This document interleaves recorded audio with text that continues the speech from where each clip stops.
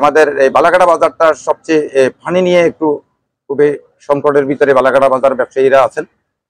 তাই আমি যদি বালাকাটা বাজার সকল ব্যবসায়ীরা যদি আমাকে নির্বাচিত করেন, আমি চিন্তা করি যে আমি সর্বপ্রথম আমার কাজ এই বালাকাটা বাজারটাকে পানি ব্যবস্থাটা আমি সর্বপ্রথম আমি করে দেব। আমার মাননীয় মন্ত্রী মহোদয় একটি কথাই বলে, বালাকাটা বাজার হবে বান্দরবানের ভিতরে একটি টাউন।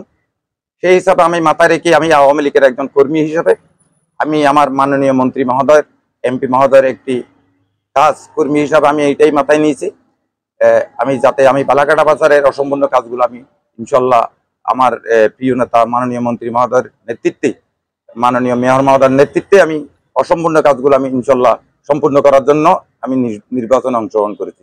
যে ইনশাল্লাহ আমাকে আসলে আমার বালাকাটা বাজারের ব্যবসায়ীরা এই নির্বাচনে আসার জন্য অনেক উৎসাহিত করেছেন। অনেক ব্যবসায়ীরা আমাকে বলেছেন, আপনি আপনার মতন একজন লোক আমাদের চাই, আপনি নির্বাচনে আসেন, আপনি নির্বাচন করেন। সেই জন্য আমি সকল ভোটারদের পাশাপাশি আমি গিয়েছি। সকল ভোটাররা আমার ইনশাল্লাহ আমাকে অনেক আনন্দ উৎসাহিতর মাধ্যমে আমাকে নির্বাচিত করবেন, আমাকে ভোট দেবেন, আমার প্রতীক ছাতা প্রতীকে ভোট দেবেন, এভাবে আমাকে আশ্বস্ত করেছেন ইনশাল্লাহ।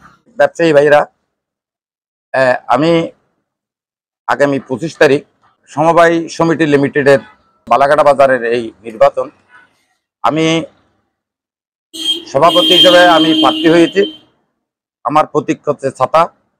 আগামী 25 তারিখে একটা দিন আপনারা আমার জন্য একটা দিনে আমার ছাতা মার্কায় একটু সময় দিয়ে একটা ভোট দিবেন।